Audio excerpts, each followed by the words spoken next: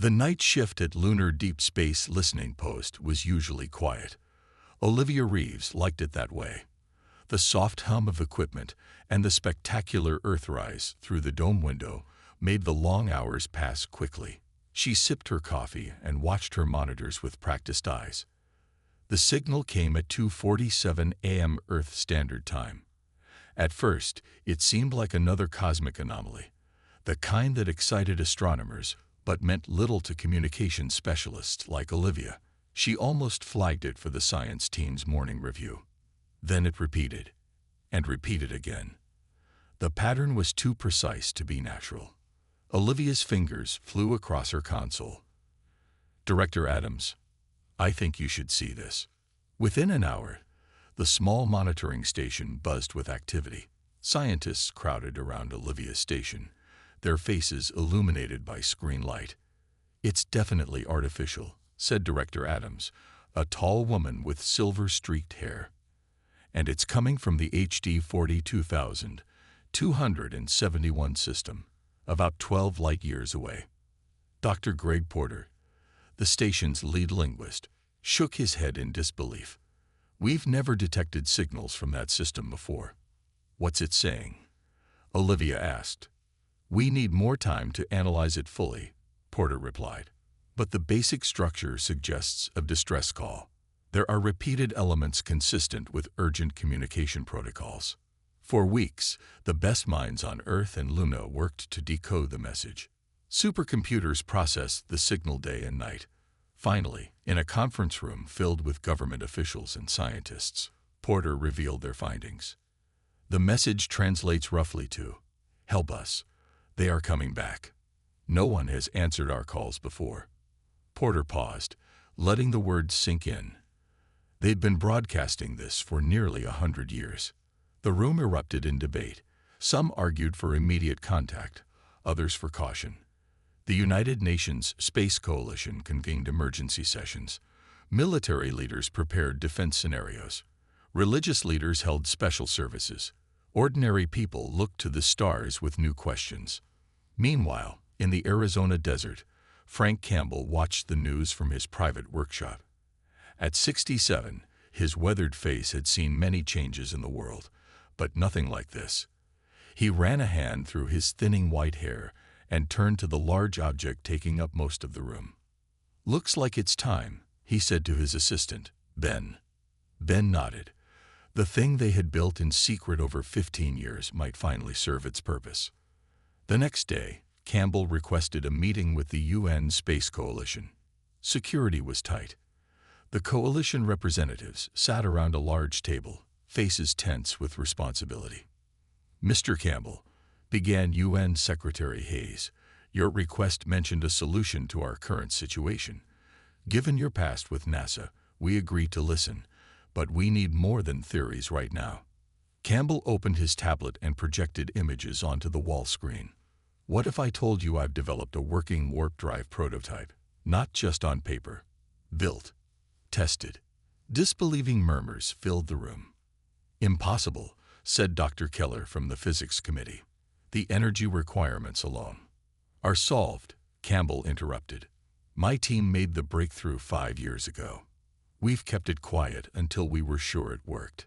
He showed them test footage, technical specifications, and flight data from uncrewed probes. "With this technology, we could reach the HD 42271 system in 3 months instead of centuries." Campbell's eyes moved from face to face. "Someone out there needs help. We can answer." Secretary Hayes leaned forward. "Why are you bringing this to us now, after keeping it secret for so long?" Campbell's expression softened. "Because I built this to explore, not to hide. Earth has been looking to the stars for generations. Now the stars are looking back. They're asking for help." He paused. "What kind of people would we be if we could help but chose not to?" The room fell silent. Outside the windows, regular life continued in New York City. People unaware that in this room, humanity's first steps beyond the solar system were being decided. Secretary Hayes looked at her colleagues, then back to Campbell. Tell us exactly what you need. 2 months after Frank Campbell's meeting with the UN Space Coalition, a special research facility was built in orbit around Earth. Scientists and engineers from around the world worked day and night to understand the alien message more clearly and to prepare Campbell's warp drive for a crewed mission. Dr. Eric Daniels studied the signal data in his lab on the orbital station. As the lead xenobiologist, it was his job to learn everything possible about the aliens who sent the message. He noticed something odd in the visual communications they had recently decoded. "Look at the size of these doorways," he said to his colleague, Dr. Wendy Pottle. He pointed to measurements on his screen. "And the furniture. Everything is tiny." Wendy leaned closer. "You're right. Based on these proportions, they can't be more than 3 feet tall." Eric nodded. "And their bone structure appears very light. They must have evolved on a low-gravity world." This information changed everything. When Eric presented his findings to the Mission Planning Committee, the room grew quiet. "Are you saying these aliens are basically the size of human children?" asked General Lewis, the military representative. "Yes," Eric replied. "The species that sent the distress call, we're calling them the Nithiri based on their self-identification in the signal, evolved on a world with roughly 60% of Earth's gravity. They have thin bones and small frames. Their technology is advanced, but physically, they would be very vulnerable." Captain Allison Murphy, recently selected to lead the mission, spoke up. "And what about the threat they mentioned? The ones coming back?" Eric changed the display. "We have less data on them. The Nithiri call them the Vrex. They appear to be slightly larger than the Nithiri, but still much smaller than humans. Their advantage seems to be in numbers and weapons, not physical size." Paul Rodriguez, the diplomatic officer chosen for the mission, tapped his pen thoughtfully. "So we would be giants to both species." "Exactly," Eric said. "An average human would be more than twice the height of the tallest Nithiri and considerably stronger. Even in their gravity, we would maintain much of our strength advantage." The room buzzed with conversation. This new understanding changed the nature of the mission. What had started as a possible rescue might become something more: humans as protectors. The coalition named the mission Operation Helping Hand and accelerated preparations. The spacecraft, named Defender, was built larger than originally planned to accommodate a crew of 50 humans: soldiers, scientists, engineers, and diplomatic personnel. Captain Murphy toured the completed ship the day before launch. At 35, she had already commanded 3 Mars missions, but this was different. This would be humanity's first journey beyond the solar system. "Impressive, isn't it?" asked Sam Peterson, the communications officer, joining her on the observation deck. Murphy nodded. "More than I imagined. Campbell's warp drive alone takes up 1/3 of the ship. 3 months to travel 12 light years." Sam shook his head in wonder. "My grandfather would have said it was impossible." "Is the crew ready?" Murphy asked. "As ready as we can be," Sam replied. "Everyone's nervous, but excited. We're making history." That night, Murphy couldn't sleep. She went to the ship's viewing room and looked out at Earth glowing blue and white below. Since childhood, she had dreamed of the stars, but never imagined her first journey would be to help an alien race. The next morning, the crew boarded. Families said goodbye. World leaders gave speeches. Frank Campbell, too old to join the mission, watched from mission control as his life's work prepared for its true purpose. "Defender, you are cleared for departure," came the voice from control. Murphy looked at her crew, each at their stations, faces focused and ready. "This is it, everyone. Let's go make some new friends." The ship moved away from the station, past the moon, to the edge of the solar system. Then, with a flash of light that outshone the distant sun, Campbell's warp drive activated, and the Defender vanished into the depths of space, carrying Earth's giants to a world that thought no one would come. Life aboard the Defender settled into a rhythm as the ship traveled through space. The crew trained, studied, and prepared for their arrival in the Nithiri system. Every day brought them closer to the first official contact between humans and an alien civilization. In the ship's main lab, Dr. Eric Daniels worked with holographic projections of Nithari biology. He had been studying their language and physiology from the signal data for weeks. Their vocal range is much higher than ours. He explained to Captain Murphy during her daily inspection. They'll probably think we sound like rumbling giants. Murphy smiled. Well, to them, we are giants. True, Eric nodded. I've also learned their atmosphere has less oxygen than ours. We can breathe it, but they would struggle with our air. It would be like us trying to breathe at high altitude. That could be an advantage if things go wrong, Murphy noted, then caught herself. Not that I expect trouble. Eric knew better. Captain Murphy always planned for every possibility. Down the corridor in the diplomatic section, Paul Rodriguez was having a heated discussion with Lieutenant Joe Kelly from security. We're going as helpers, not invaders, Paul insisted. Our first approach should be peaceful. Joe crossed his arms. And if these wrecks are already attacking when we arrive, we need to be ready to defend ourselves and the Nithari. With what? We barely understand either species, Paul countered.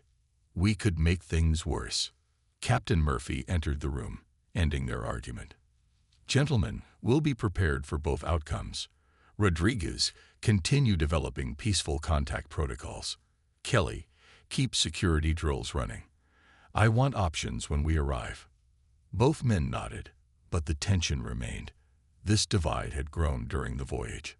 Some crew members saw their mission as humanitarian, others as military. Murphy needed both perspectives. In the engineering section, Lisa Winters monitored the warp drive. As Campbell's former student, she understood the technology better than anyone on board. How's our engine? Murphy asked, joining her at the control panel. Stable, Lisa replied. We're maintaining warp factor consistently. Campbell would be proud. She paused. Captain, I've been thinking about how our technology will appear to the Nithari. If their distress call is a century old, their tech might have advanced while waiting for a response. Or regressed if they've been under attack, Murphy added. We should be prepared for either scenario. As weeks turned to months, the crew grew closer. They shared meals, stories, and fears about what lay ahead. Earth seemed impossibly distant now. One evening, Sam Peterson made an exciting announcement during dinner. We're picking up fresh transmissions, he told the gathered crew. Current ones, not just the old distress call. The Nithari are still out there. The news lifted everyone's spirits. They weren't too late. The next day, Murphy called a meeting of the senior staff.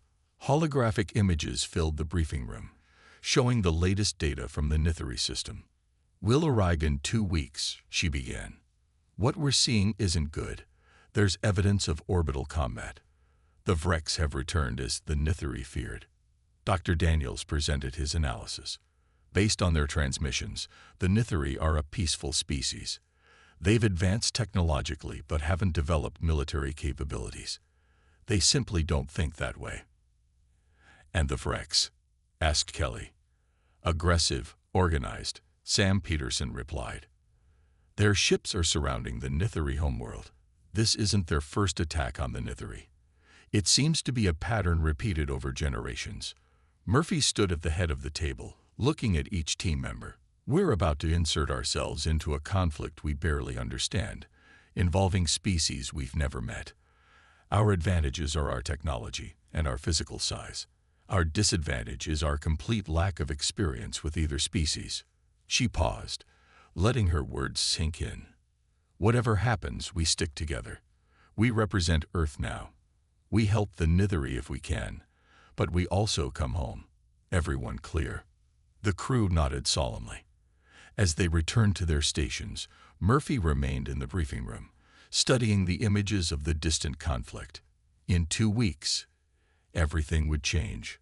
For the crew, for Earth, and for 2 alien species who had no idea that giants were coming. The Defender dropped out of warp at the edge of the Nithari system. The bridge crew stared at the main screen in silence. Before them lay a blue-green world surrounded by ships, some in defensive positions around the planet, others clearly attacking. "Scan complete," said Lisa Winters from her station. "The smaller vessels are Nithari. The larger ones match what we know of Rex design. There's a battle happening right now." Captain Murphy straightened in her chair. "Peterson, open a channel to the Nithari. All frequencies." Sam worked his console. "Channel open, Captain." Murphy took a deep breath. "This is Captain Allison Murphy of the Earth Vessel Defender. We received your distress call and have come to offer assistance. Please respond." For a long moment, there was only static. Then the screen flickered and showed a small, delicate creature with large eyes and pale blue skin. The Nithari looked exactly as their data had suggested, no taller than a human child, with thin limbs and a large head. It spoke in a high, musical voice that the ship's computer translated. "Earth vessel, we do not know this world. Why have you come to our system?" "We intercepted your distress call," Murphy explained. "We've traveled 12 light years to reach you." The Nithari's large eyes blinked rapidly. "That signal was sent by our ancestors. No one has ever answered before." It paused. "Can you help us? The Vrex have returned.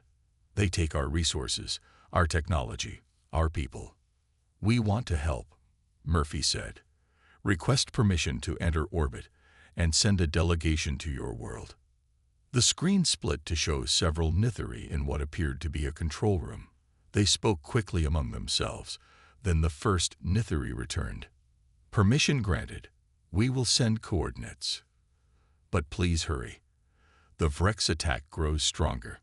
As the Defender moved toward the planet, Vrex ships noticed the newcomer. 3 vessels broke from their attack formation and approached. "They're scanning us," Lisa reported. "Should we raise shields?" Murphy nodded. "Defensive posture only. Peterson, open a channel to the Vrex ships." A harsh voice came through before an image appeared. "Unknown vessel, you enter a restricted zone. Leave immediately or be destroyed."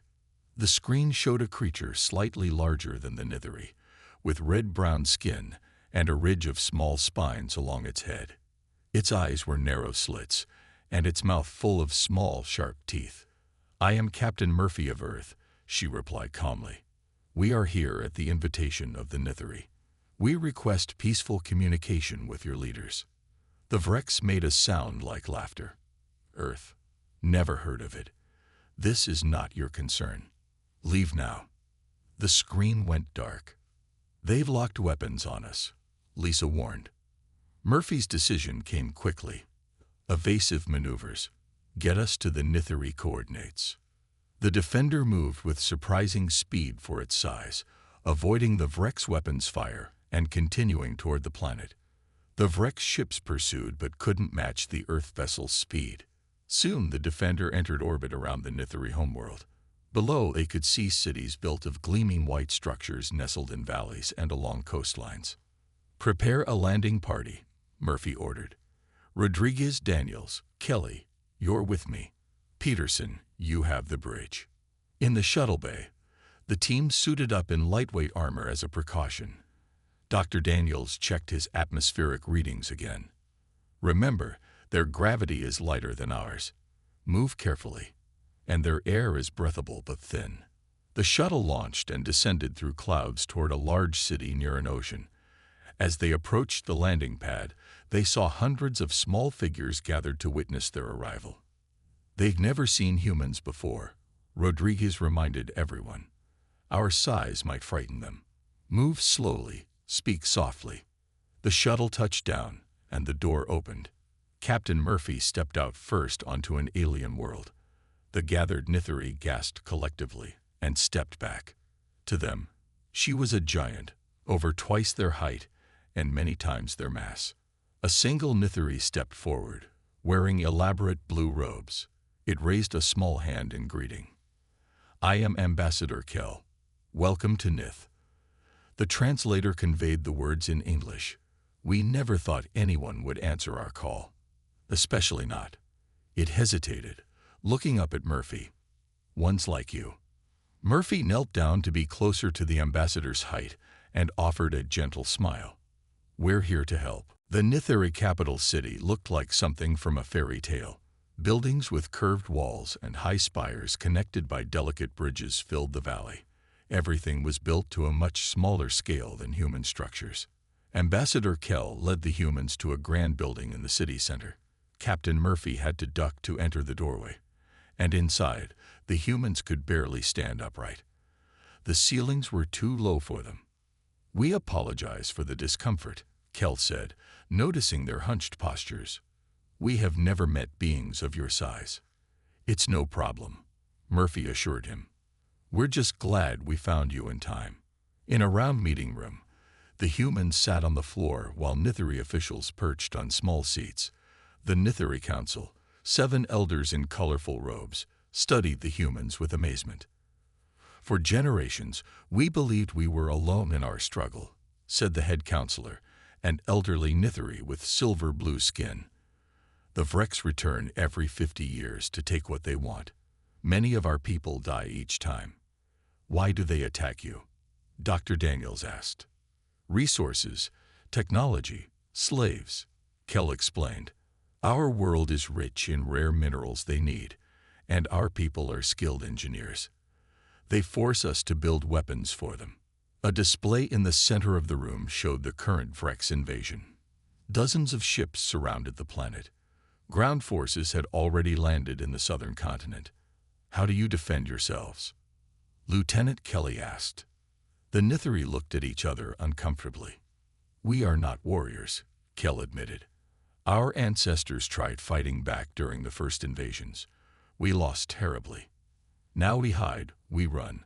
We give them what they demand and hope they leave quickly. Murphy considered this information. We want to help, but we should try a diplomatic approach first. Perhaps we can negotiate with the Vrex. The council members looked doubtful, but agreed to the plan. That evening, Murphy sent a message to the Vrex fleet, requesting a meeting. To everyone's surprise, they accepted. It's a trap, Kelly warned as they prepared to depart. They just want to get a closer look at our technology. Maybe, Murphy agreed, but we have to try talking before fighting. The next day, a small delegation including Murphy, Rodriguez, and 2 security officers took a shuttle to a neutral space station at the edge of the system. The Vrex commander, General Drax, waited for them. He was taller than the average Vrex, with elaborate armor and many weapons. So, Drax said, looking up at the humans with narrowed eyes, "You are these Earth beings who think they can interfere in our business."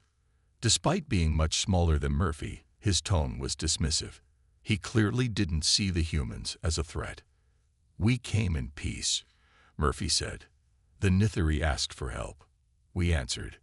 Drax laughed, showing sharp teeth. The Nithari are weak. They exist to serve stronger species like us. This is the natural order. Rodriguez stepped forward.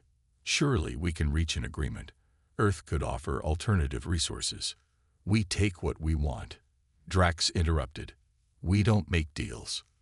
Murphy tried a different approach. The Nithari are under our protection now. If you continue your attacks, we will defend them. Drax's expression changed to one of amusement. You? One ship against our fleet. He made a dismissive gesture. I will give you one chance to leave this system alive. Take it. We can't do that, Murphy replied firmly. Drax stared at her, then smiled coldly. Then perhaps we should settle this in the old way. He pointed to a circular area in the center of the room. Personal combat between representatives. If you win, we will consider your requests. If I win, you leave immediately. Captain, don't, Rodriguez whispered. It's another trap. But Murphy saw an opportunity. The Vrex clearly underestimated human strength. They didn't understand what they were facing. I accept your challenge, she said. Drax looked surprised, then pleased. He clearly expected an easy victory. The Vrex gathered around the circle, placing bets among themselves. None of them bet on the human. Murphy stepped into the ring, towering over her opponent. Drax drew a curved blade and smiled up at her. "Begin," he said. General Drax moved with surprising speed, his blade slicing through the air where Murphy had stood a moment before. She stepped back, studying his movements. The Vrex fighting style relied on quick strikes and agility. "You move well for your size," Drax said, "but you cannot win without a weapon." Murphy didn't respond. On Earth, she had trained in hand-to-hand combat for years. Here, in the lighter gravity, she felt even stronger. Drax attacked again. This time, Murphy didn't retreat. She waited until the last second, then caught his wrist. The Vrex's eyes widened in shock as he realized his mistake. Murphy's grip was like iron. "What are you?" he gasped, struggling to free himself. Murphy twisted slightly, and the blade clattered to the floor. With one smooth motion, she lifted Drax off his feet. The watching Vrex fell silent. "We are humans," Murphy said calmly, "and we keep our promises." She set Drax down carefully. He stood, rubbing his wrist, his expression a mix of pain and disbelief. "The match is over," Murphy announced. "Now, about that agreement." Drax's face hardened. "There will be no agreement." He turned to his soldiers. "Kill them all." The Vrex raised their weapons, but Murphy and her team were already moving. They reached their shuttle just as the first shots hit the doorway. Rodriguez piloted them away from the station as Vrex ships opened fire. "So much for diplomacy," Kelly said grimly. Murphy nodded. "At least now we know. They won't negotiate. They don't honor their own traditions. We need a new plan." Back on the Nithari homeworld, Murphy gathered her crew and the Nithari Council. She showed them recordings of the failed meeting. "The Vrex see you as prey," she told the Nithari. "And now they see us as a threat. They've launched a full attack." The main screen showed Vrex ships advancing toward the planet. On the ground, Vrex forces were approaching the capital city. "We must evacuate," the head counselor said, "as we have always done." "Not this time," Murphy replied. "This time, you have allies." In the following hours, the humans worked with the Nithari to form a defense plan. Engineer Kevin Wells examined Nithari technology and made an important discovery. "Their materials are incredible," he told Murphy. "Lightweight but stronger than steel. We can use this." Working with Nithari engineers, Kevin designed combat exosuits for the human crew. The suits amplify their already considerable strength while protecting them from Vrex weapons. "These won't stop everything," Kevin warned, as the crew suited up, "but they'll give us an edge." Meanwhile, Dr. Daniels helped Nithari medical teams prepare for casualties, and Rodriguez organized evacuations of the most vulnerable citizens. From the Defender in orbit, Sam Peterson discovered a weakness in the Vrex communications network. "Their ships use an old encryption method," he reported to Murphy. "I can disrupt their coordination. It won't stop them, but it will slow them down." When the first Vrex ground forces reached the capital's outskirts, they expected to find a city in panic, its people hiding or fleeing. Instead, they found human defenders waiting. Lieutenant Kelly led the first squad. In their exosuits, the humans stood nearly 9 feet tall, towering over the Vrex soldiers. The Vrex hesitated, then opened fire. Their weapons, designed for use against smaller targets like the Nithari, lacked the power to penetrate the exosuits. Kelly's team moved forward, using non-lethal force where possible, following Murphy's orders to capture rather than kill. The Vrex, facing opponents they couldn't easily hurt, who were 3 times their size and many times stronger, began to retreat. For the first time in generations, the invaders were the ones running away. In orbit, the Defender engaged the Vrex fleet. Though outnumbered, the Earth ship used tactics the Vrex had never seen before. Sam's disruption of their communications created confusion in their ranks. As night fell on the Nithari capital, Murphy received reports from around the planet. The Vrex were withdrawing from multiple locations, regrouping to reassess the unexpected resistance. "It's working," Kelly said as he returned from the front lines. but they'll be back with heavier weapons. They're adaptable. Murphy nodded. Then we need to be ready. This is just the beginning. 3 days after the first battle, the Vrex returned. This time, their ships carried larger weapons. Ground forces brought heavy cannons that could damage even the humans' exosuits. In the Nithari Command Center, Murphy studied the enemy positions on a holographic map. "They're learning," she said to her team, "adapting to our capabilities. We need reinforcements," Kelly stated. "We can't hold them off forever." Murphy nodded. She had been thinking the same thing. "Peterson, can we send a message back to Earth?" Sam considered the question. "Yes, using the warp drive's energy signature as a carrier wave. But it will take at least 3 weeks for the message to reach Earth, and longer for any help to arrive. Then we need to buy time," Murphy decided. "Rodriguez, work with the Nithari to create more secure shelters. Daniels, continue helping their medical teams. Wells, see if you can improve our exosuits against those new weapons." As the others left to carry out their tasks, Murphy turned to Kelly. "And we need to hit them where it hurts." Kelly smiled. "I was hoping you'd say that." That night, Murphy led a small team in a stealth mission to the Vrex forward base. Moving under cover of darkness, they bypassed the perimeter guards. The Vrex, used to fighting the physically weaker Nithari, had not prepared for opponents who could leap over their security fences with ease. Inside the base, they found what Murphy was looking for, the Vrex Command Center. Using Nithari technology, they planted listening devices and downloaded information about Vrex fleet movements. As they prepared to leave, an alarm sounded. Vrex soldiers rushed toward them from all directions. "Fall back to the extraction point," Murphy ordered. "Move." The team fought their way out, their exosuits giving them the advantage in close combat. They were nearly clear when a Vrex energy cannon fired, hitting Murphy's suit. The blast knocked her down, damaging the suit's power system.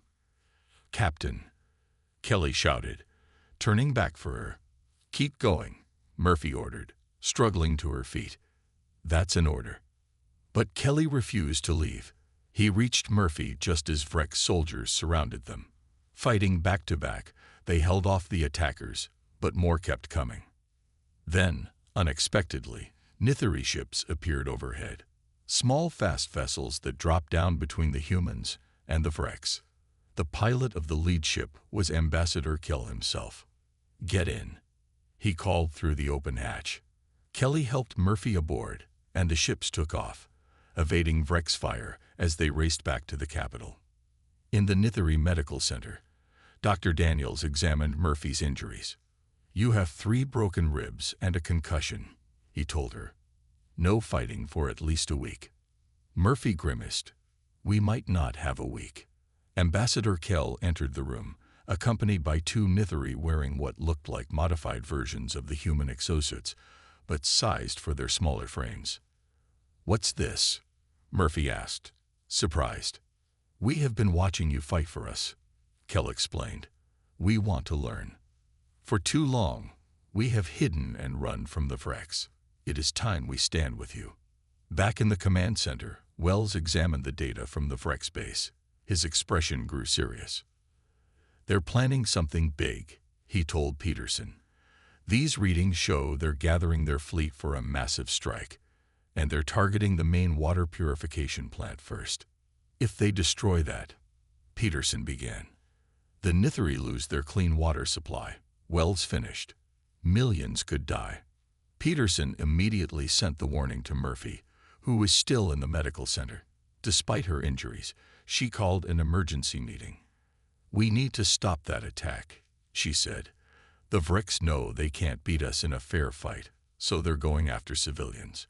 We need a new strategy." After hours of discussion, a plan formed. It was dangerous, perhaps suicidal, but it might save the Nithari. "We're going to infiltrate the Vrex flagship," Murphy announced. "Not to destroy it, but to capture General Drax. Without their leader, their attack will fall apart." Rodriguez looked concerned. "Captain, in your condition." "I'm going," Murphy said firmly. "This ends now." That night, as the Vrex fleet moved into position for their attack, a small shuttle left the Nithari capital, carrying Murphy, Kelly, and 3 Nithari volunteers. Their destination: the heart of the enemy fleet. The small shuttle approached the Vrex flagship, flying without lights. Inside, Murphy, Kelly, and the 3 Nithari volunteers prepared for boarding. Their plan was simple but dangerous. Enter through a maintenance hatch, find General Drax, and capture him. Remember, Murphy told the team, we need him alive. The shuttle docked with the Vrex ship, attaching to a rarely used access port. Kelly cut through the hatch, and they slipped inside. The corridors were narrow, forcing the humans to crouch as they moved. Using the ship schematics they had stolen earlier, they navigated toward the command center. Twice they had to hide from Vrex patrols. The Nithari, familiar with Vrex technology, disabled security sensors along their path. Meanwhile, back on the Nithari homeworld, Sam Peterson monitored their progress from the Defender. The Vrex fleet is moving into attack position, he reported to Rodriguez. We have maybe 20 minutes before they reach the water plant. Rodriguez nodded grimly. The evacuation is still underway. We need more time. On the Vrex flagship, Murphy's team reached the level below the command center. But their luck ran out. A security alarm blared through the corridors. They know we're here, Kelly said, checking his weapon. Then we move now, Murphy ordered. They fought their way up to the command center, the human strength giving them the advantage in the narrow spaces. The Nithari volunteers used modified weapons to disable Vrex guards without killing them. They burst into the command center to find General Drax waiting with a dozen armed guards. I expected something like this, Drax said, showing his sharp teeth in what might have been a smile. You humans are predictable. Call off the attack, Murphy demanded. Now, Drax laughed. Why would I do that? In minutes, the Nithari will lose their water supply. Then they will surrender everything to us.